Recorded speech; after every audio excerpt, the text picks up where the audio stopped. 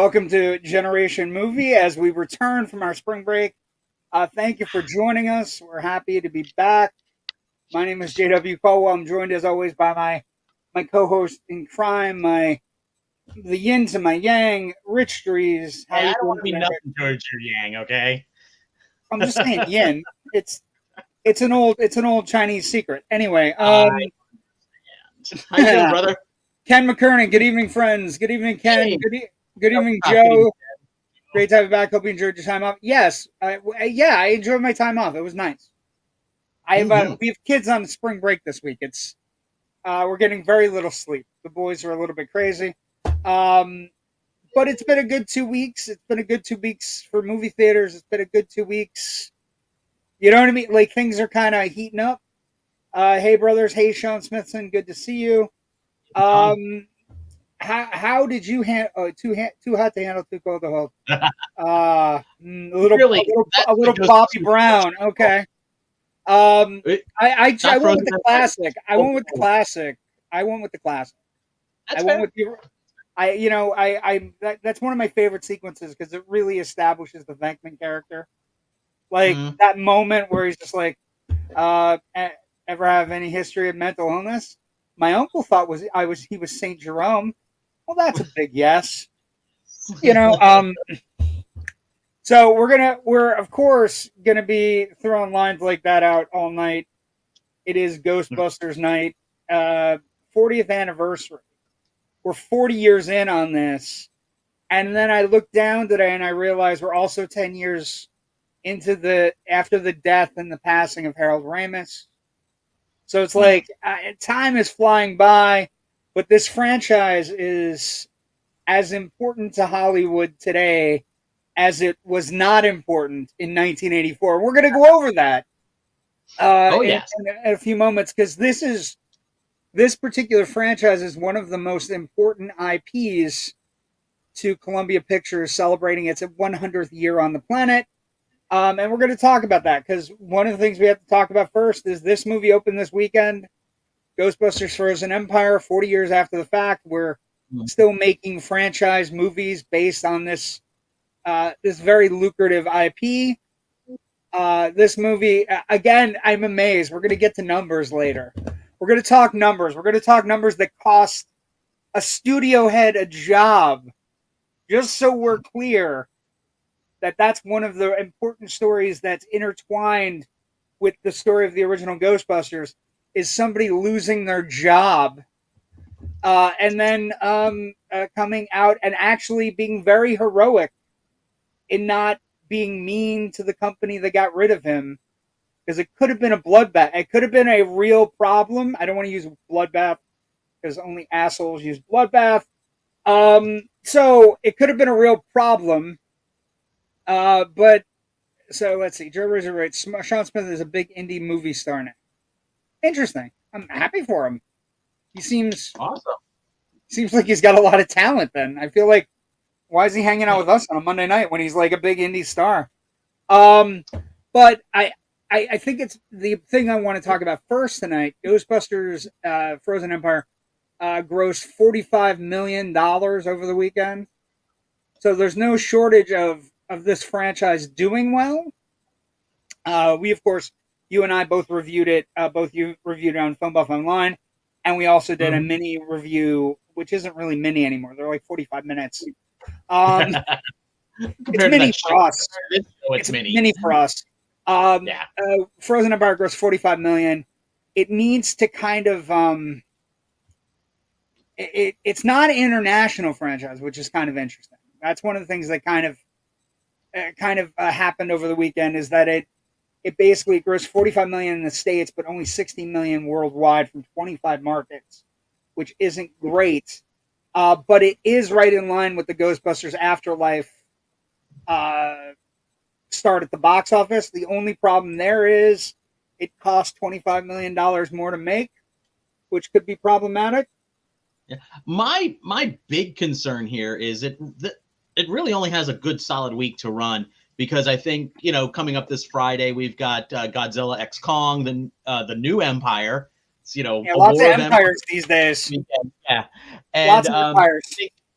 Yeah. If if you're looking at something to go and you missed Ghostbusters, you might decide to hop on to the Godzilla train instead. And then the week after that, you have First Omen and Monkey Man opening side by side. I really wish, because looking at like the summer schedule, it's kind of lame this year. It's a little weak. If I really wish Sony had held this for the summer. I mean, the movie takes place in summer, which is kind of a key factor and part of the plot. And I think it would just maybe would have done better for them if they open. I mean, it's doing okay now, but I don't see it having the legs if it might have had if they opened. A couple things. It's going to get compared to Afterlife no matter what. That's a real. But Afterlife came out right as theaters were opening back up, so there was a factor in getting out to see a movie and being happy again. And I think I think a major, first off, Godzilla jumped, right? Godzilla and Kong jumped up 2 weeks to kind of land on Easter weekend.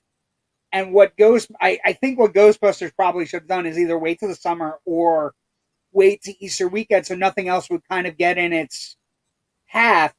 But then Godzilla jumped into it. Godzilla and Kong, the new Empire jumped into it. Because, apparently Zaslav and Warner Brothers are now run by a bunch of monkeys who don't understand like at some point, Warner Brothers is going to have a movie where Columbia is going to move into its week or the week after and steal something from Warner Brothers.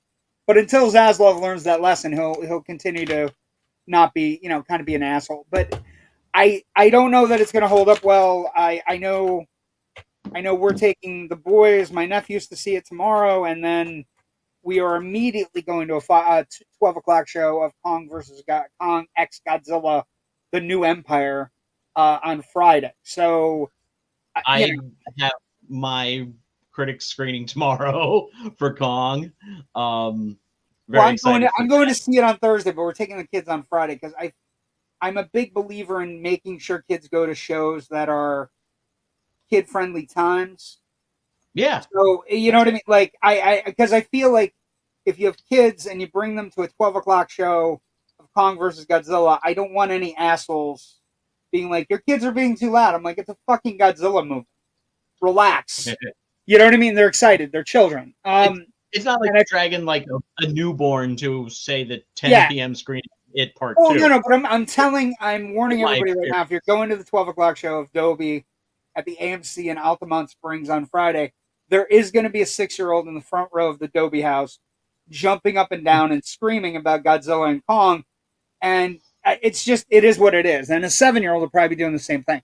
So, but I think Godzilla is having a moment as well. Although not necessarily this particular franchise, but this franchise is actually on the upswing too. We talked a little bit about Godzilla and Ghostbusters Frozen Empire. The idea that they need to take the training wheels off and they need to kind of invest in the McKenna Grace, Paul Rudd, Carrie Coon, Finn Wolfhard. You know what I mean? They need to kind of invest in just believing in that group. But the reason that they don't believe in that group is because look at this group on the poster, and we're not even getting to the important things when we go into production or talking about things. But you have Bill Murray, Harold Ramis, and Dan Aykroyd, and if you're a big fan of the movie, you realize what kind of elite status this was. But it could have been a much different Elite 3. Right, Harold Ramis, gets brought in late. The original 3, and this is from Ackroyd's mouth, was Belushi, Ackroyd, Eddie Murphy, which is because Eddie Murphy was designed as the voice of the generation. Now Eddie Murphy would be busy working on other things in 1984. Because he has a comedy film that's going to come out, and we're going to talk about definitely on Generation Movie, hint, hint, in the future. Also celebrating its 40th anniversary. But what a year for comedy. But comedies at this point in Hollywood history are not big special effects-laden comedies with huge paydays for actors. It's just not something that happens until this movie kind of launches 1,000 ships at how important comedy and comedy hybrids can be. Although the funny thing about that is, Rich, in film history, we have Abbott and Costello, Hold That Ghost. We have, Bob Hope in the Ghostbusters.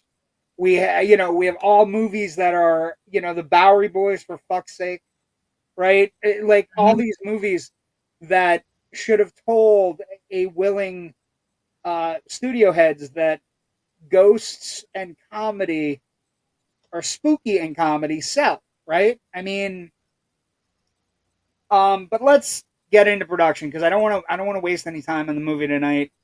And the big thing is, it's good that Ghostbusters is still alive and well 40 years later with a $45 million opening. But before we do that, actually, before we do production, hold on. If you like our show and if you want to subscribe, we have a YouTube channel, has all our episodes on it. Indie Escape Network YouTube channel. Like and subscribe, which is I feel like an old man trying to yell at the moon. Like and subscribe our show. Let's see what else. We also have, if you're not into the YouTube channel or wherever you're watching, we also have the Facebook, the Indie Escape Network Facebook page. Lots of things going on there. We're working on some things. So like and subscribe there. We put out news. We do different things. I've been making links to Rich's stuff on FilmBuffOnline just so we have a good way to get all the information we need as we go from one thing to another. And that's a great place to find some stuff. Every once in a while, I'll put something up that's me, but it's under the Indie Escape Network banner. Rich puts up stuff on the Loud Nerdy banner. So we're doing cross-pollination. So just enjoy it. And with that, we talk about production. Now, in the review on Ghostbusters Frozen Empire, we had talked about Dan Aykroyd's place in the franchise. And I think one of the more interesting things that you have to talk about with regards to the production and the interest and where Ackroyd kind of falls on, right? Ackroyd was a person on Saturday Night Live that created a lot of characters. The Bassomatic guy, he created Two Wild and Crazy Guys. So he was yes. So he was definitely somebody that created a lot of things. But this, I think one of the more interesting things when you look at his history, his personal family history, his dad was big into ghosts. We're talking seances in the family barn in Canada. We're talking, his dad wrote a book that Dan Aykroyd later wrote a foreword to. So when he's writing this script, it's all about bringing family history kind of full circle. And one of the things you said in the review on Friday that I thought was really interesting, one of the great things in any Ghostbusters movie is Dan Aykroyd talking about scientific parapsychology stuff and doing it rapid fire and saying all these big words that you kind of after the fact have to get grasp of. And then even after the fact, when you get grasp of, you don't know if they're true or not. You don't know if they're it's a lot of fun. And so I think it's really great. That's where it starts. I mean, he wrote, obviously he wrote the original draft of Ghostbusters, which, as legend has it, is about this thick. And that's one of my white whales in script collecting. I want to read that phone book draft of very Ghostbusters. Different. In space. Space. It's set in the future. It's set in a world where ghosts are commonplace. Our hero team are just one group of Ghostbusters in a world that has Ghostbuster franchises everywhere. In space. We need to make sure that we get across the concept that it's in space. And it was so gigantically sprawling that when he showed it to Ivan Reitman, at Abe's Delicatessen, at Abe's over lunch, Ivan just read it and was like, dude, there's a great idea in here, but we have to pare it down. So the two of them went off to Martha's Vineyard for like a couple of weeks and took an axe to this script, pared it down to the core concept of these three guys brought it back to the present, got it to the fact of like, maybe these are just guys starting a business, and let's make that's because the of the story. 80s boom, because of the 80s business boom. And of course, there's a very legendary story where they both went into an office in Burbank and met Harold Ramis and basically said, "Hey, we need help with this script. We know you're a great screenwriter, and we would like you to also star in it if you want. If you read it and you like it and you want to be in it." And then they all went to Martha's Vineyard because, like, Harold Ramis's daughter talks about that trip as one of the great childhood trips. A summer with three of the funniest guys on the planet, and I really need to read her book. I know she wrote a book about a year or two ago about her dad, and I've been meaning to get a copy of it and sit down and read it. Granted, I have like 40 books here already that I do need to read that I have bought. So many things. There's so many things that need to be read, but I guess she talks about it very vividly about being in the room with three of the funniest men on the planet who were buried in, and you know, part of the production story, the reason they had to do this so fast was, of course, the story that Ivan Reitman goes into Frank Price's, Columbia Studios office, holds up the script, and holds it up like this and says, Frank Price at that time had just come off of Stripes, where Stripes was made for $10 million and grossed $85 million or some ridiculous number. So he was in the Ivan Reitman business, and he held up the script. And Reitman, the story goes, he held up the script and said, "I don't know, Frank. This feels like 25. Might cost 25, 30 million to make." At which point Frank Price said, "Sure, do it, make it, but I need it in 13 months. I need it for June 8th, 1984." And this meeting took place in February of 1983, at which point they did the full month in Martha's Vineyard. They did a full script rewrite where they took off, like, they got rid of the space concept, obviously. Reitman brings to the table, they bring Ramis in, they bring Reitman in, and basically they pare it down and make it a guys going into business script after they're fired from their cushy college jobs. And they get a great first draft. They bring in, Bill Murray, Eddie Murphy signs on but doesn't sign on until like he doesn't sign his contract until like the day he shows up on set. 8 a.m. First day of shooting. They and that first day of shooting was the three of them jogging up the sidewalk in Manhattan that you see in the one. The interesting thing there about Murray, like when they talk about Murray, the production early, is Murray was the one that was kind of selling the movie. So like they had people, with regards to casting, with regards to getting whatever, with regards to, figuring things out, Murray was a key concept of anybody coming on board. So the idea that he hadn't signed on, and actually the interesting thing here is he has had a career defeat. You know what I mean? He's been working on a movie, Somerset. He was at Somerset Vaughn, The Razor's Edge, right?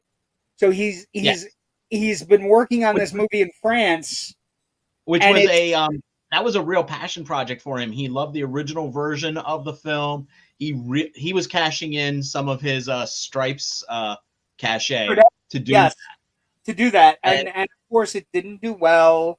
And so, but it is one of those things where he was in a different mode. He was becoming the Bill Murray we kind of know of today, that has like a phone number you have to call to find him, leave a message, and find like all the weird shit that goes into Murray now. The screenplay is probably paring it down and creating what they created is probably the best version of what they did. And it still went through a couple of quick revisions before they started shooting. The first draft, went out, and that's what got Ernie Hudson to sign on to play Winston Zeddemore. And then, unfortunately, it went through at least one other rewrite or a polish as they were getting ready to shoot. And it kind of trimmed back his character's so Ernie Hudson famously knows the page number he was originally on and the page number he was introduced on after the revision. I guess Ernie Hudson. In that first draft, because I've read that one. He's like there from almost from the beginning, because he's present in the Sedgwick Hotel when they're chasing after Slimer on their very first call, their very first public call. He kind of takes charge because he's ex-military, and the other three guys are like, oh crap, what do we do now? How do we actually do this? And he's like, okay, you go over there. And there, it's a page and a half of them actually trapping Slimer. Right, he's also the one that gets Slime. And there's famous stories about Harold Ramis kind of taking him aside and going, yeah, the script is going to change. Just roll with the punches, and when you get out of this, you'll be part of something special. I promise. But you just got to roll with the punches. Yeah, and I feel bad for him, and he's kind of been, vocal about it, years later. But what goes he was coming off a pretty good year. He gets a great part in Frozen Empire. And I know on Friday in our review we talked about that scene between him and Ackroyd in the stairwell, which I think is a great moment for his character. Yeah. The golden years. I think you're right. I think the golden years. And I think you're right. I think this new generation is kind of introduced to him as like the person behind the Ghostbusters, which is kind of fun. But also, I think the interesting thing here is he was a very hard-working character actor at the time. He guest stints on any 80s action show you can come up with, A-Team being one of them, right? Where he was interacting with a lot of people, I think he was on Knight Rider, I think he was on all these different 80s shows, and he was waiting for his big break, and he gets a script where he's on page 28 from 28 on with three of the biggest comedic stars of all time. He says yes, and then it starts to get pared down, and then he becomes the straight man. The idea that we have to introduce somebody that has no idea what they do, right? And and so it becomes a very focal point of the movie. Like, he has some of the best lines. I've seen shit that will turn you white. You know what I mean? But it is an interesting thing. I also, one of the stories I do want to talk about is during casting, the people that they had in mind for certain things, and and people who came in and auditioned. The Sigourney Weaver audition story is something that Reitman has told numerous times. First off, they didn't think they could get Sigourney Weaver because she's, she was hot off of Alien. She was in the Year of Living Dangerously. She was in a very, she was kind of moving along, and she was a very serious actress at this point. And before Aliens and everything else, after Alien, but before Alien. And so she auditioned, and she, they were always working out kinks in the script. And one of the things that Reitman talks about is he had Keymaster and the Gatekeeper. They had that early, but they didn't understand what it fucking meant, what they were going to use it for. And Sigourney Weaver had read a portion of the script, I guess, where the terror dogs were on top of the building, and she said, "I think my character should become a terror dog." And so she got up on Ivan Reitman's table and just kind of barked and acted like a dog. And not only did she get the role, of course, as Dana Barrett, but Ivan Reitman talks about it, the moment solving the Keymaster Gatekeeper problem that they had, because they were like, great, it sounds great. We have no idea how we're going to fucking use it. It's a great lesson in that scripts just don't magically appear in their first draft fully formed. You're constantly solving problems, and you're constantly bringing things in, and people, and it's like, and you shouldn't write like it's, I know everything and you know how it's going to end, because you'll never start writing. I tell them sometimes, write something, just get something down on paper, because if you don't have anything down on paper, you can't edit. There's nothing there to edit. So there's get something something there to edit, and I think work from there. I think it's interesting that also, one of the things we talk about in the show, having a great script is important. but also having a director like Ivan Reitman who has some credentials with regards to comedy movies coming in and telling Dan Aykroyd, we can't do this in space. It's got to be, you got to bring it into the real world. And I will say one of the things that was always in the screenplay that I found really interesting, Stay Puft Marshmallow Man, always there, always part of the script. And Reitman said, you know, can you imagine if we put this in real New York, how important that sequence will be when the Stay Puft Marshmallow Man shows up, then the audience will buy it. The idea that you have to have so much reality before we can have supernatural and crazy. And the only other casting thing we have to discuss is that John Candy was originally slated to be Louis Tully. The part that was, of course, you know, forever entrenched into Rick Moranis's IMDb page. Yeah, And it's interesting because I think John Candy's comedy instincts are about 99.7% right. And this was the the point three. Point this was the point three. So, yes, this was the point. Yeah, because everything you hear about. Okay, so Louis Tully's Dana Barrett's nerdy next door neighbor, played by Rick Moranis, to great effect. He eventually becomes Vince Quartho, keymaster of Gozer. Right, he has so much to do.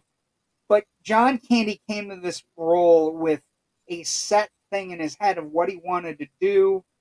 I've heard weird Scandinavian neighbor. German. I've heard German. Yes. I'm sorry. And it was crazy. But with a unitard and like just all kinds of weird shit. And Ivan Reitman and him just like did not see eye to eye, and basically said we can't do this. And John Candy said, okay, and walked away. At which point he said, there is rumors that he said, my scene partner from SCTV would be great then. If this is what you're going for, he can do it. It's funny that people consider Ghostbusters in some ways like a Saturday Night Live adjacent spin-off thing because of Ackroyd and Bill Murray. When two cast members, when in reality you have three SCTV people, Second City people in Rick Moranis, Harold Ramis, and brain fart. I just had it. Ivan Reitman? Ivan Reitman, yeah. Who worked with him. So it's I think it's a real interest.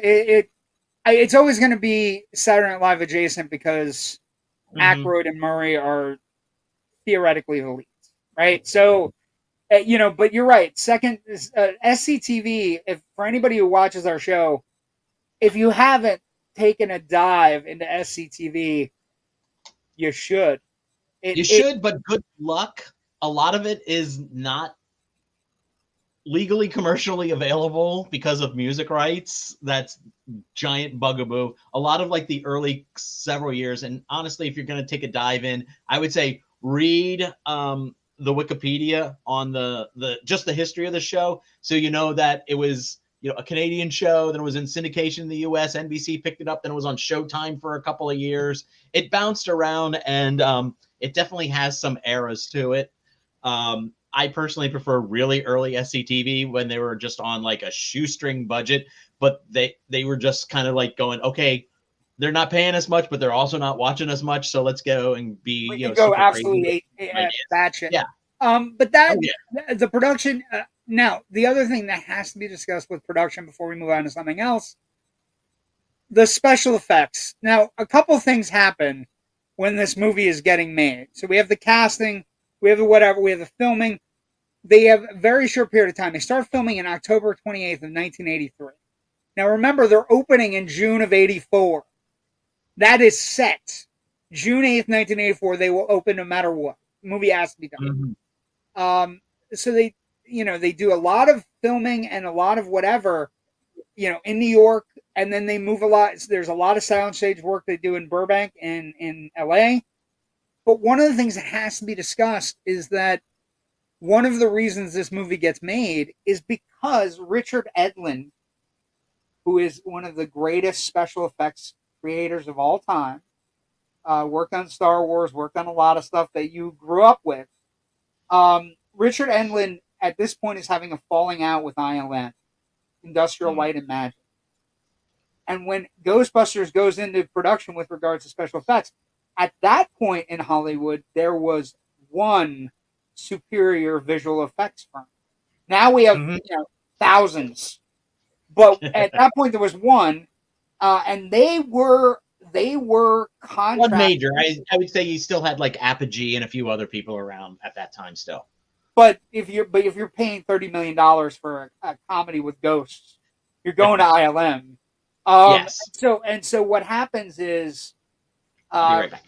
Richard. Oh yeah, no worries. Richard Edlund breaks free from ILM and basically starts his own. He basically is given money from Columbia and the Ghostbusters production budget to start his own company. Rich, it's one of the great stories of all time. And basically, ILM is contracted to do Indiana Jones and the Temple of Doom, which will also open in May of 1984. And so this is one of the great stories, unheard production stories, is how ILM fractured enough that it took key component pieces and they ended up making Slimer and making Stay Puft Marshmallow Man and making the proton packs and making all the effects in Ghostbusters. And one of the things that you hear about in production is one shot. They had because this movie was moving so fast and had a very short production time. It is a very effects heavy movie, but if you pay really close attention, they do not linger on the effects very long. And one of the reasons you hear from Richard Enlund, in many interviews, he will say, the Ghostbuster effects we don't love. And the reason, even though we love them and they look great, there are pieces where if you're really watching with a fine-tooth comb, you can pick through them. But they were one-shot deals, and basically one shot and get off of it.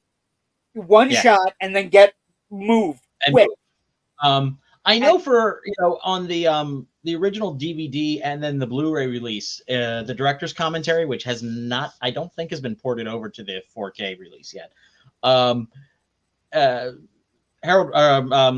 Reitman is talking about some of the visual effects. It's a commentary with him and Harold Ramis and one other person who I'm forgetting right now. But Reitman very much says, like, there's that one shot that's a wide shot in the ballroom of the hotel and Slimer's circling the chandelier. And Reitman's just like, oh God, I hate this shot. He just does not like that shot, that one shot. Although he's very complimentary about everything else in the movie in terms of the visual effects. There are a couple I noticed today. I'll tell you one that I think is particularly bad that doesn't, like, in 4K doesn't hold up right now. When the terror dog goes through Louis Tully's door. Oh yeah, that's there's a little bit of matte line around that. There's a matte line around it, and also like the dog looks totally different. But it's such a quick cut. I was paying attention to the cut. The cut is so quick to the very full face of the dog, which was clearly a practical effect. You know what I mean? So it's. But I was amazed. Because I had watched a little bit of a documentary with Edlund, and I was amazed watching it how quick the cuts are, and it's very, if you watch it that way, I'm going to tell you right now, like, you appreciate the scene so much. But I think it's really cool. Also, I would say if you're a big fan of Ghostbusters, and you haven't really dug deep into like the making of the movies and you want to see a lot of like production art, which is always interesting, I'm going to just throw this out here as a recommendation. The Ultimate Visual Guide to the Movie. It's fantastic. It's one of the best behind the scenes books I've seen in a while. I mean, you open it up and it has like, glued in here a replica of the preview cards that a preview audience would fill out after seeing the movie before it was released as at a test screening. And it goes Ghostbusters and Ghostbusters 2. You get like some various different versions of designs. There's a lot of things that are kind of like. Is there one for the? Is there one for the Stay Puft Marshmallow Man? Because Ackroyd Ackroyd tells the story that he's Michelin Man, Pillsbury Doughboy, and some weird marshmallow person from Canada. Mm-hmm. Like he's a, and then I guess the decision was made to put a hat on him that he was a sailor, and that's when everybody lost their fucking minds. Speaking of, before we get to box office, speaking of have you ever heard about the test screening? So one of the answers about the visual effects done. They had no visual effects done, but the movie still got 5s across the board. Mm-hmm. They were the one of again. I was watching a documentary about it, and Richard Edlund's one of his chief production. He goes, "It was the great. It might have been Medrick. It might have been the producer." He goes, "It was the greatest test screening I still have ever been part of, because when Dana Barrett opens the door of her refrigerator when Zool's there for the first time, you don't see the like what they saw was her opening the refrigerator and it said VFX visual, and then close the door. So she didn't get to see the Zool dog, but they all screamed." He goes, "And I knew at that moment that we had the audience." Mm-hmm. And he's like, "It's just one of the great."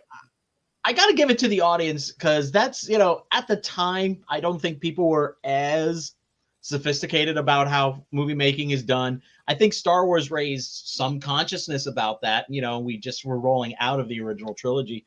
So, maybe they had seen like one of those making of Star Wars or The Empire Strikes Back on TV. So they might have had a little bit of an idea, but they weren't really kind of like face to face with it yet, or understanding the reality, or understanding, and it's certainly the 84, right? An 84 audience is definitely not. I think that test screening occurred in March, and again, an 84 audience isn't going to be nearly as sophisticated as how crazy things are with the behind the scenes shit that we see now. You know what I mean? Like everything's given away with the bathwater. But you know what wasn't given away with bathwater, Rich? Movie money. This movie. Legs are a word we use, Rich. Legs. It played 15 weeks in most theaters. The most theaters it was in 1,500 theaters at any given time. Most legs, box office weekend, biggest weekends, 15, but it played an average run per theater of 24 weeks. 24, Rich. Opening weekend, 13.6 million. And you go, wow, that's not a lot of money. I've always heard Ghostbusters was a big movie. The opening weekend for Ghostbusters, 13.6, huge at the time, but it ends up only being 5.6% of its total gross. So it makes 13 million every weekend for 25 weeks. And it's budget is set at 30, depending on what you're looking at. It ends up grossing domestic $242 million, $242.6 million. International, it grosses 52.9, which kind of, again, even in 1984, Ghostbusters is very much an American franchise, right? It's not like Batman or X-Men or things where, Marvel, where it travels, right? Ghostbusters has always been very, very domestic box office heavy, even in the later incarnations. Total worldwide box office anywhere from 285 to 295, depending on what you're looking at. Now, here's where it gets fun, Rich. What is the inflation-adjusted domestic box office for Ghostbusters from 1984? What was the at 280 the time, let's see. Hold on. I gotta find that. I gotta find the 242 in 82. In 84. And like I said, 13.6 opening weekend. Now movies make 140 and then don't make any money for the rest of it. Rest of it's ridiculous. I would say probably 750 million in U.S. That is very good. 722 is the so almost $750 million in 1984. In in 1984 money. And Mhm. it's the other thing about it was well reviewed as well. So it's not just that it opens well. It's not just that it does well or whatever. Um, the box like it lasts forever. Takes place on June 7th. 1339 theaters opening weekend, and then it just kind of like it just lasts forever. And actually, it in its opening weekend, Rich, you realize it beat Gremlins in its opening weekend. That's one of the greatest movie days in the history of childhoods for you and I. Gremlins Mhm. and Ghostbusters opening on the same day in 1984, June 8th. It beats Gremlins. Um, I I totally forgot about Gremlins opening. It beats Gremlins uh, by like $500,000 opening weekend. And then it just kind of like it keeps on winning. It just keeps on going and going and Yeah. going. I mean, Um, 1984 was a great summer for stuff. Um, and this was still just like the one of the 600-pound gorillas going through the summer. It just refused to die. It um, just kept making money and making money and making money. well, and also I just need to point out also in this summer, you have Gremlins grossing 12.5, so it beat it by 1.1 million.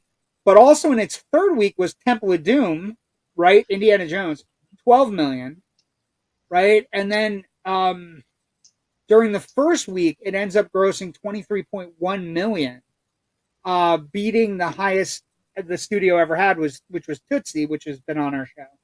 And Mm-hmm. then it remained number one for 7 consecutive weeks, grossing 146.5 million before being ousted by Purple Rain in early August. Then, Rich, is where it gets fun. It regained the number one spot the following week before spending the next 5 weeks at number two behind Red Dawn. And then Tightrope beats it. But then Ghostbusters is among the top three grossing films for 16 straight weeks before a gradual decline and fading from the top 10 by October. It left cinemas in January 85 after 30 weeks, making it the second highest grossing film of 1984. Can you tell me what the number one grossing film of 1984 is, Rich? We already talked earlier. Tootsie? No. Tootsie's 82. Oh, The I'm other, sorry. Yeah. Beverly Hills Cop. Beverly Hills Cop beats it by $5 million in 1984. What a summer at the box office though. You have Oh, yeah. Ghostbusters Beverly in '84. You have Ghostbusters Beverly Hills Cop, Temple of Doom, Gremlins, Karate Kid, Police Academy, Footloose, Mm-hmm. Romancing the Stone, Star Trek 3, and Splash are the top 10 for the year. But Ghostbusters only loses to one movie. But 30 weeks, Rich, it was in the top 10 for 30 weeks. This is a different time, but it's also, one of the greatest runs. And also the movies that it was going up against weren't like movies that opened after it. Gremlins, Gremlins on the same day. Karate Kid, Terminator, A Nightmare on Elm Street, Romancing the Stone, Never Ending Story. It's the first year in box office history, by the way. It's so competitive. It's the first year 4 movies grossed over $100 million. Mm-hmm. And it gets re-released in August 1985, adding another 9.4 million to the coffer. That raises the theatrical gross to 238. And then it's celebrating anniversaries now. Now we're in anniversaries and getting ready for big things. The box office for the film is astounding. It's those numbers when we talk about them, they're like 700 million. The new Dune isn't even at 700 million. You know what I mean? Like the Mm-hmm. idea that this movie played for 30 straight weeks The idea that we could have a movie that lasts longer than 4 weeks in a theater before it's on streaming. Yeah, at this pace, I mean, today it's like when you talk about a movie's 30-week lifespan, it premiered, it went to one streaming service and was sold off to another within that first 30 weeks. It feels like. Yeah, it's also Maybe we got a Blu-ray release. Well, maybe we got to fix it. You know what I mean? Maybe they might like maybe we got to. I don't know. Probably do have to fix it. But okay. Mm-hmm. Box office is huge. It's one of the biggest comedies of all time. I think it's 7 on the comedy list right now. Critical response then and now. So we use Rotten Tomatoes. It's not necessarily. It's a good aggregate. As of right now, Ghostbusters is at 95 critical mass, 88 audience score. I think that's gotten lower recently. I don't know why, but 88 seems low to me for this movie. But I think one of the more interesting things about the movie is that I think it holds up remarkably well, because I don't think there's a lot of 80s stuff in it that makes it dated. Mm-hmm. Like I you know what I mean? I think like the music, certainly the soundtrack, Ghostbusters, one of the greatest songs of all time. Also, a sham that Ghostbusters did not win Best Original Song. Fuck whatever won. I don't know what won, but it didn't win. There's no scene in this movie where you go, this wouldn't be happening if cell phones were in existence at this point, which is always a nice thing. When you're watching a little older and you're like, if he had a cell phone, this whole thing wouldn't be happening. There's nothing. Yeah, I mean, any horror film, any horror film, right? Yeah. Any movie where somebody's trapped in somewhere and you're like, just use the phone. But what I will say, I think when rewatching it today, first off, you pick up things, you see things you never see, but this movie is it's one of the most quotable. It's one of the most. The script is streamlined.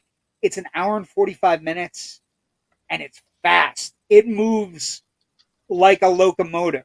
It first night as a ghost, but like it's very reminiscent that Ivan Reitman as a director makes movies that go fast, right? They like later in his career he makes movies that are kind of clunkers and they're longer. I think him moving fast and kind of just hitting spots and moving. There's a locomotive quality to this movie that you don't see in today's films. Most movies are 2 hours, 20 minutes. And the idea that this movie is an hour and 45 minutes, it's a complete story. It has a beginning, a middle, and an end. It works perfectly for what it is. And then, you have the MVP. You have Murray, who up until this point, I mean, he's great in Meatballs, fantastic in Stripes, which again is underrated compared to this movie, right? Stripes, I think, if for comedy aficionados, these are like Ghostbusters is really up on a pedestal. But if you really like Bill Murray, Meatballs and Stripes are also really great movie. Like they're movies that you watch and you go, if they put him in a comedy about ghosts where he's just talking smack the entire movie, it would work. And then Ghostbusters happens. But everything works. Everything works in this movie, Rich. Like, I was thinking about the Harold Ramis stuff. Ramis takes the quiet one role, but his shit is so funny. His stuff. There are lines of dialogue that Egon Spengler says that you cannot like, and him playing off of Murray is just it's gaga, because you have the charismatic one and you have the quiet one, and when you put them together, the sequence when they're walking the fucking library, it's the beginning of the movie. This reminds me of that time you tried to drill a hole in your head. That would have worked. Would have worked if you hadn't stopped me. Yes. So fast. And like Ackroyd, even every once in a while, Ackroyd is like looking at them like, I can't keep up with this. Like whatever this is, I can't keep up with it. Also, Harold Ramis with Annie Potts is you look like you're a reader. Print is dead. Like, I find that very fascinating. And then when he's fixing her computer, and then he stands up and he's because she's hitting on him, and he's like, I collect spores, molds, and fungus, and walks the fuck away. He has some of the best lines, like at the end of the movie, Rich. How you doing, Egon? I'm too terrified for the capacity of rational thought. Mm-hmm. Holy fuck! Like he's a diamond. He's a diamond in this movie. But the whole movie works. The script works. You know, you realize the moment you bring a Sigourney Weaver in, and she's Sigourney Weaver is one of the greatest actresses of our lifetime. Like, point blank. Mm-hmm. Also, she has also portrayed two of the greatest heroines in the history of film. Because Dana Barrett and Ellen Ripley will go down in history as two of the greatest women characters ever. Two of the greatest characters ever put on film. Forget about that she's a woman, because she is, and she's awesome. But I think everything kind of works. The direction is great. Apparently one of the things that happened, when you talk about it, Bill Murray did different takes for almost every scene that is an iconic scene in the movie that we didn't get. So, like, we saw, we kicked his ass, wasn't the first try, right? So everything about the movie works. Special effects are great. They hold up. They hold up in 4K, which is really hard to do these days. Except for the fact that today I was looking, because I watched a documentary, and they said we did really quick takes. So today was the day I kind of like, but it didn't lessen my enjoyment. Louis Tully's a great character. Rick Moranis is great. Everything about the movie. You know what I haven't talked about? We haven't talked about William Atherton. God, he's such a prick, and he's so good. This is one of 3 movies that solidified him as the biggest SOB of the 1980s. The biggest douchebag of the 80s. The other one is Die Hard. Die Hard and Real Genius. His professional and Die Hard too. He's a dick in all of them. He's a dick in every single one of them. But I don't know how he was able to walk down the street for about 15 years without getting harassed. Honestly, somebody dick at him or throwing popcorn or whatever. I think the response that you have to think about when you're talking about a critical response to this movie is, it still brings me joy, Rich, watching the original. Mm-hmm. I still laugh at the fucking lines. I was 10 when the movie came out. I'm 50 now. I watched it with my nephew earlier, and he's laughing at shit now, and he's 6. You know what I mean? So it's like, still, I think it's really funny also that we have, it's one of those movies that you can pass on generationally that I really appreciate, because everybody understands ghosts, and everybody understands that we should run. But the Ghostbusters don't run; they go forward, even though they're not.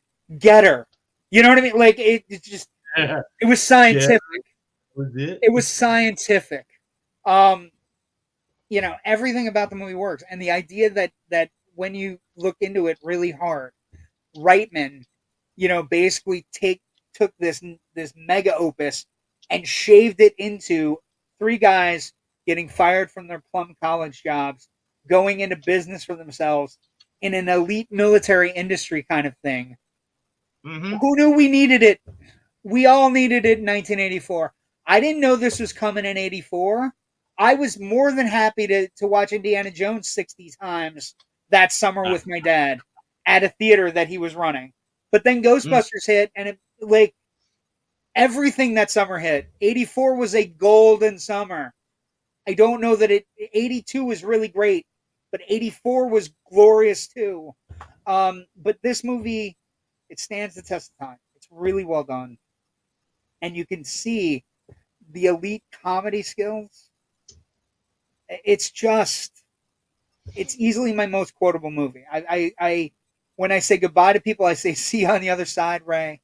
I was thinking about it today. I say more Ghostbuster quotes in my life to friends and family than anybody should humanly possible. And I love it. This is definitely one of those movies where you say, oh, it's eminently quotable. This is, quintessentially the quotable movie. I think any other movie you say is quotable is only in second place to this movie. Well, and also 3 or 4 lines, like 1 or 2 lines in any. the quotable movies, like you're gonna need a bigger boat, or like the great quotes. It's usually one or two quotes, right, in that movie, right? Virtually But every line here is a gem. every line is fucking gold. Every One of line. my favorite lines people don't catch until like their fourth watch through of the movie. It's listen, do you smell Do you that? smell something? Yeah, Listen, do you smell something? it's Also, like brilliant. just that whole first library sequence, right? Hmm. One of my like Venkman has so many good lines in the library. Like he has the initial meeting with the woman, right? Where are you menstruating? What does that got to do with it? Back off! I'm a scientist. Yeah. Also, T-shirts within like 3 weeks were out. Bootleg I have T-shirts. I have a fucking pin. Back off, Yeah. man! I'm a scientist. Also, he slimed me was the other pin I had. Mm-hmm. But like so that he slimed me. Another line that gets thrown away. He has throwaway lines in the library that are absolutely fucking amazing. When he walks up to the stack of books, and Ray's taking a picture of the books with the camera, and he's like just symmetrical book stacking, like like the magical whatever book stacking of 1923. And Venkman's like, "You're right, Ray. No human being would stack books like that." And then Egon's like, "Venkman, collect a sample. Somebody blows their nose and you want to keep it. You know what I mean? Egon, your mucus. Like everything is gold, and the plot works. Plot works very well for an hour and 45 minutes. Not like the Ghostbusters show up, the business gets born, ghost starts happening. We know there's going to be a prison break.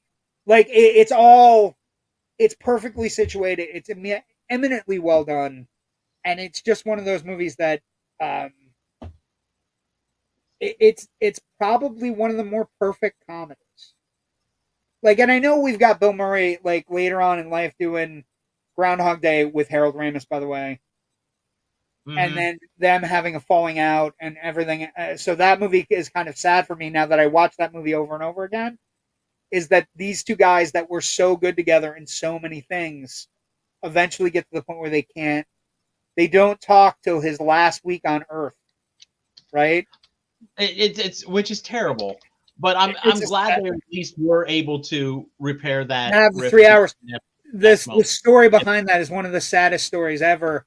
Bill Murray realizing his friend was dying, and they hadn't spoken for a long time. Coming to the small town in Illinois, going to the police station, and saying, "Take me to Harold. I don't know where he lives, but I need to go find Harold Ramis. So if you guys could just get me over there, so I can see my friend." But there are few perfect comedies. I think this is one of them. The thing about it that also makes it very important in film history, because it's celebrating classics of the past. They're not great classics. Abbott and Costello Hold That Ghost is not a great movie, but the idea that or Bob Hope in the Ghostbusters, right, isn't great, or the Bowery Boys ghost movie, but an idea that this movie comes from that comedy, spooky hybrid, the idea that they saw movies when they were kids and they made this movie, and this franchise, let's talk about the franchise and legacy for a second, and let's get a comment first. Huey Lewis controversy with the theme song. I still wonder what the settled amount was. I've never heard that story. I've heard Ray Parker. Ray Parker wrote, of course, the Ghostbusters theme, and it became a big hit. And then Huey Lewis said, "Boy, that bass line sure sounds like my song, I Want a New Drug." And it went to court. It was settled, I think, out of court. I don't think it was settled, by the judge or anything like that. And there might have been an undisclosed sum of money that exchanged hands.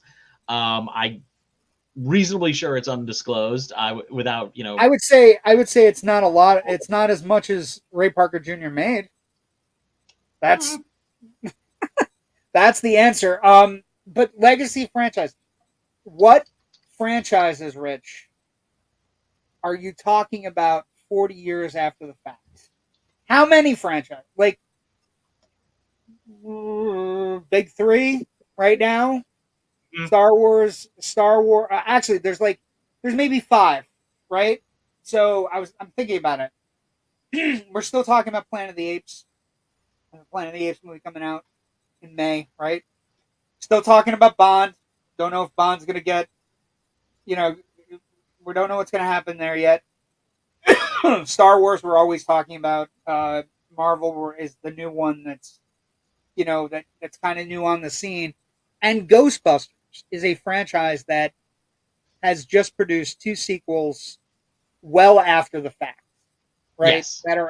That have been, I would argue, have been more well received by the fans than by critics.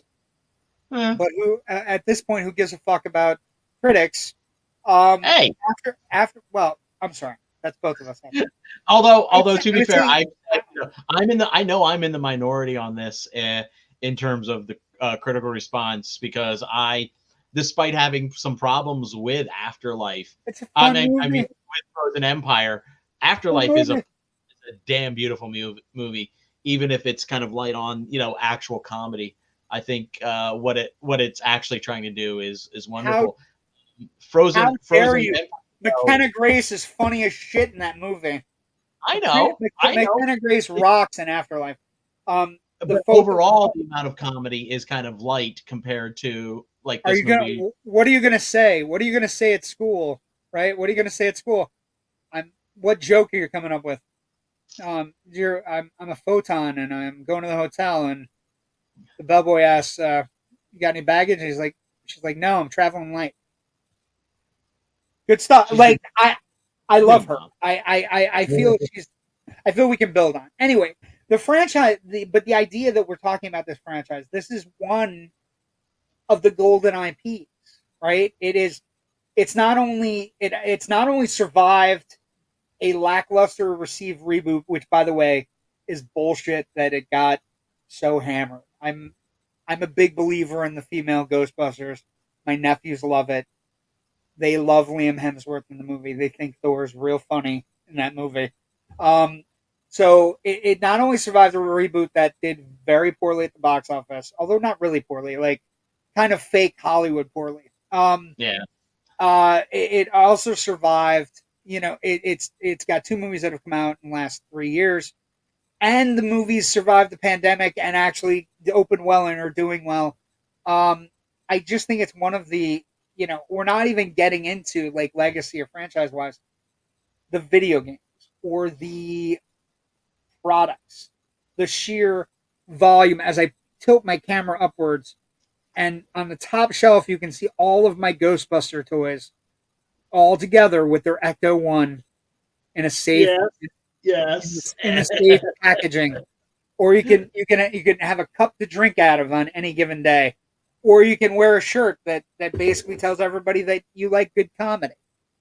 It's the viability and the legacy of this movie. This is all one of the legacies, though, is negative, and I will say this, and I will see if you agree with me on this.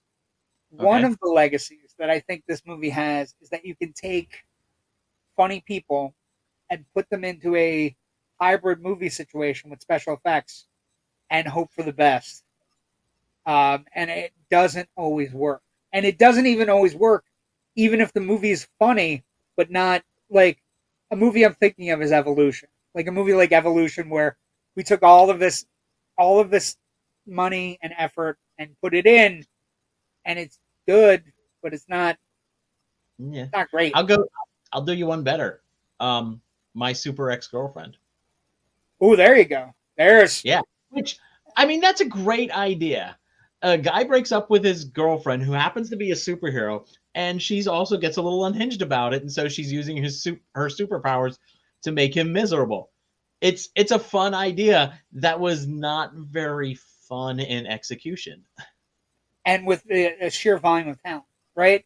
So that's one of the legacies. Is Hollywood is always looking for the new Ghostbusters, and in reality, what they had to do was they tried the reboot. Reboot doesn't work. Then they went to Ivan Reitman's Child to try to bring it back with Ivan Reitman's blessing before he passed away. Lord rest his soul. And so it's interesting. The legacy of this movie, this made Bill Murray a made man, right? This made Harold Ramis, like this movie, got Harold Ramis a lot more work, and he deserved every bit of it. You know what I mean? So this movie has some very famous legacy things where you look at it and you go, you know, this is the movie that beat Indiana Jones at the box office. Very few movies beat Indiana Jones at the box office, but this is one of them. It's widely regarded as one of the greatest comedies ever made. It's obviously in the top 10 highest grossing comedies of all time. The legacy of it, we're still living the legacy because we have a new movie that just opened. It's incredible. It's something that started out as a $25 million gamble in 1983 by Frank Price. By the way, did you ever hear this? Well, first off, I was telling the story during the production. Frank Price, by the way, got fired because Coke owned Columbia Pictures at the time and didn't understand why he was paying $25 million for a comedy, even though he had stripes. And one of the things that kicked in Frank Price's contract was if he was ever questioned by the board on whether or not a movie was viable, he would be fired, right? Or he would leave.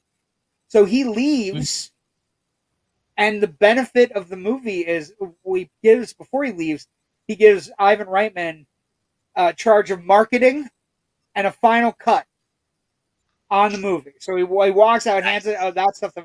He then gets hired immediately by Universal, right? And this is an interesting little tidbit in Universal. And this is something I did not know before today. There was, of course, during the making of the movie, they did a lot of production where it was all, they did double takes, right? You've heard the double take stories where they did takes as Ghostbusters and takes as Ghost Breakers because there was a terrible 70s filmation show, a cartoon and a regular show about a guy, person who was fighting ghosts, and he had an ape and a friend, and they fought ghosts, and they were the Ghostbusters, right? Anyway, Filmation owned it. Do you know who owned Filmation, Rich, in a funny turn of events? Universal Pictures. Universal Pictures. So Frank Price, at the time when they needed to pay Ghostbusters, basically they talked to Universal, and basically he told them to make a deal. Now, the deal was interesting, right? The deal is interesting in the sense that they make the deal to buy the rights for the Ghostbusters name for $500,000 plus 1% of the film's profits. But given Hollywood's accounting practices, we now know that Ghostbusters, and this is a true statement, the film has technically never made a profit, so that Universal was never paid. Shocking. Yeah, I'm amazed. I also think that this is the movie that comedians that will hit in the 90s all like watched in the 80s and tried to make, you know what I mean? Like, I'm going to get a bunch of friends together. We're going to try to make a good, funny comedy. And I think some of them have been successful in their, like the one I think about where people just getting together and kind of like trying to make their thing work, Harold and Kumar or something like that, where just people kind of come in and fix, make their movie, whatever they're making. I also say the legacy kind of ties to Dan Aykroyd. It kind of completes his family tree. He ends up writing a book with his dad about ghosts and seances and just the paranormal. And I think that's super cool. And as long as we talked about this on the Friday episode, as long as Dan Aykroyd wants to get on a screen and say science, ghosty, mumbo jumbo, I am buying a ticket. I am there. I think they found their niche. Anything else? Anything else you want to end with? I think we're kind of good. I do too. I think it's like a short show. It's like Ghostbusters itself, an hour and 40. This is a 1 hour and 12 minutes is the equivalent of our 145 running time. for sure. Mm-hmm. I can't talk about how great it is enough. I just think it's one of those movies that formed my comedy muscles when I was a kid. I mean, Mm-hmm. I think Venkman is one of the greatest characters ever. I think if I would have loved, I think it would have been different, but I would have loved to see Belushi take a crack at it, just because I'm a Belushi guy. Mm-hmm. But the movie's a practically perfect comedy in every conceivable way. Oh, thank you very much. Have Cheetah will travel, will view. Good show tonight. We appreciate you watching on YouTube. Okay, a couple things. Housekeeping before we end. First things first. Where can people find your shit, Rich, or stuff? Good stuff. Shit. I didn't mean shit. Yeah, I know. I didn't mean to. We're all back of from my break. all of my writing can be found at FilmBuffOnline.com. I am also doing 2 other podcasts. One is the Big Picture podcast that I do with my very best friend, Natasha Bogutsky, who sometimes joins us here. Our latest episode is actually going to be a review of Ghostbusters Frozen Empire, and I should be dropping that, I think, Wednesday morning, just because tomorrow is really crazy, and I'm not sure I'm going to be able to finish editing and getting it ready for release. The other podcast that I do is the Film Scribes podcast, and that's as a member of the Philadelphia Film Critics Circle. Our most recent episode was a couple weeks ago, where we kind of took a look back at the 40th anniversary of Romancing the Stone. Great movie. Underrated. Mm-hmm. Very underrated. Yeah. You can find both of those podcasts on all your regular podcast catchers. The Big Picture podcast can also be found at bigpicturepod.com or at filmbuffonline.com. And our website also has a Facebook page, so search us out there. We have additional things like a little on this day in history posts that we add in there too that don't make it to the main site. That's just a little extra bonus content if you follow us on Facebook. And my socials are on Twitter and Blue Sky at FilmBuffRich. So JW the movie guy on Facebook. We do this other show. Let's see, where's my brand stuff? We do this other show, Loud and Nerdy on. I gotta move. Hold on, I gotta move the banner first. I'm out of practice. We do this other show called Loud and Nerdy tomorrow night. Tuesdays at 9. We'll be back tomorrow night with Jerry Kimura and Kyle DeFina. So we'll be back doing that tomorrow night. You can find me, JW the Movie Guy, on Twitter, Facebook, not Twitch, Instagram, Blue Threads, no Threads, just Threads, and Blue Sky. You can find me in all those places. Now, a little bit of business, as everybody knows, a couple things. With regards to, are you creative and have a new indie movie trailer or commercial? Email it to us. We'll play it on an upcoming Indie Escape Network show for free. That's at the Indie Escape Network, theindiescape@gmail.com. Check us out. Try to send some stuff. We'll play the preview. Housekeeping. One of the things that happens is real life for Rich and I. And we were going to start our Bondathon next week. So this is what we were going to do next week. This one right here, Goldfinger, Monday, April 1st. But as things happen for both Rich and I, Rich has a meeting in New York and a screening in New York that he has to go to. It's something that is important to him, and so it's important to me. I'm very excited about this. This is a documentary on if you're a comic book nerd, if you're comic arts nerd, you probably know the name Drew Friedman. Great, yeah, he's kind of known for like that pixelation, that kind of dot drawing, and he does caricatures of famous people. He was a big art illustrator for Spy magazine back in the 90s. But my friend Kevin Darty has done a documentary. He's been working on this for about 6 or 7 years now, and it's finally finished, and it's having its world premiere in New York City. He invited me to this. I'm very excited to see it. It's called Drew Friedman, The Vermeer of the Borscht Belt. There's going to be a Q&A afterwards with Friedman, some other comedy people from New York like Richard Kind, Paul Schaefer, If you've ever listened to the old Gilbert Gottfried podcast, Gilbert's co-host Frank Santopadre is going to be there as well on this panel. So it sounds like it's going to be a very exciting evening, and it's a big deal. It's a big deal that Rich gets invited and goes. For me, so we got to do it. And so we're going to push our Bondathon back 1 week. It's not going to hurt anybody. It's not going to change anything. And I appreciate everybody's patience in indulging me on this one. So.